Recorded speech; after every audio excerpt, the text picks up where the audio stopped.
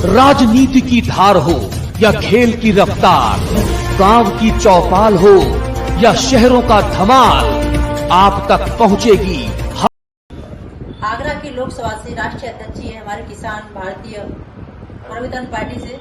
आइए बात करते हैं क्या राजनीतिक दल से इस पार्टी में आए हैं। जी नमस्कार।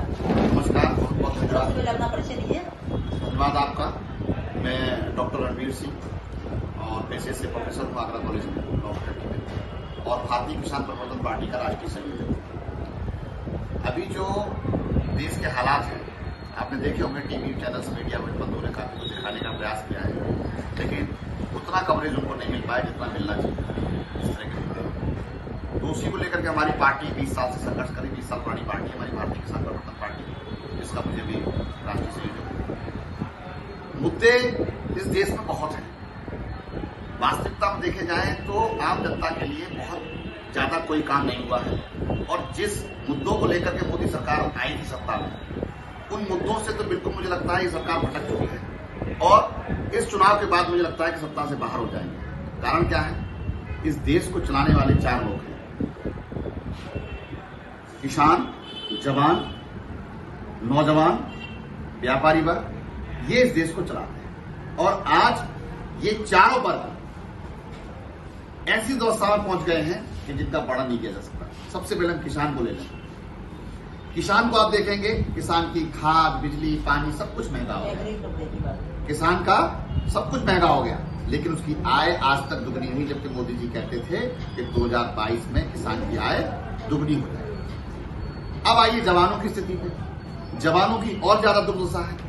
अब जो अग्निवीर योजना भारतीय जनता पार्टी सरकार ने चलाई है, अब 4 साल के कॉन्ट्रैक्ट पे हमारे देश का जवान काम करेगा और 4 साल बाद 22 साल बाद रिटायर हो जाएगा बिना पेंशन के। बताइए वो किस तरीके से जाकर के अपना घर यापन करेगा, किस तरीके से देश का जवान जो एक भाव लेकर के, राष्ट्रवाद लेकर के, राष्ट्र प्रेम लेकर के जाता था, अब उसकी स्थिति क्या होगी?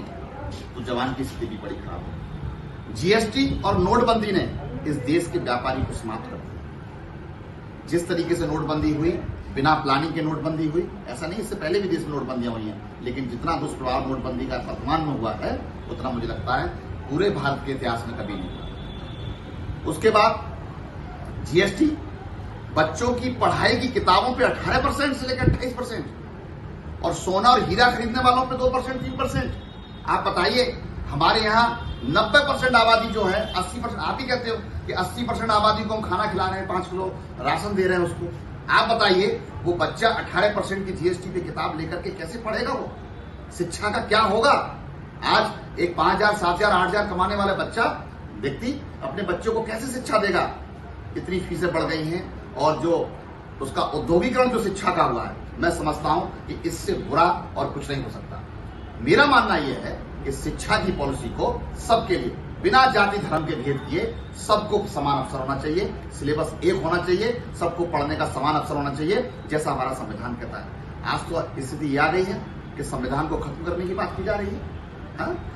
ऐसा भारत का संविधान, दुनिया का सबसे अनोखा संविधान, जिसकी वजह से आज भारत का लोकतंत्र जिंदा है, उस लोकतंत्र को खत्म करने का प्रयास किया जा रहा है। सांप्रदायिकता पूरी चरम पे है। तो मेरा मानना यह है, ऐसे मुद्दे हैं, उसको लेकर के हम आए हैं और सुरक्षित सीट है चूंकि हमारे यहाँ आगरा की लोकसभा, और कुलदीप जी हमारे साथी हैं, प्रत्याशी यहाँ से, ये प्रत्याशी हमारे कुलदीप जी।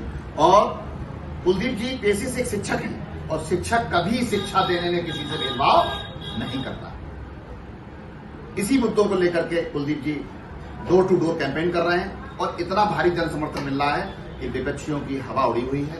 उनको लग रहा है कि अब तो शिक्षक भी और छोटे छोटे जो जिनको पहले कहा जाता था ना, वो भी अब इस कॉम्पिटिशन में आ गए राजनीति की में।